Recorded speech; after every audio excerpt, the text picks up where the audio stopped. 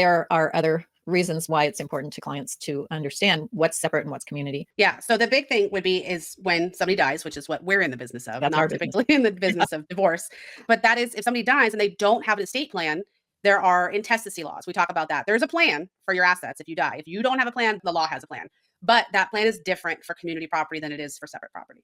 So when you die, your community property goes 100% to the surviving spouse. If you don't have if you- a written plan that says otherwise. Right. You have no documents Right. when you die. Your community property generally goes to your spouse. Your separate property is going to depend on whether or not you have children or siblings. I think it goes out to siblings. If you die and you have a child, half of your separate property goes to your child and the other half goes to your spouse.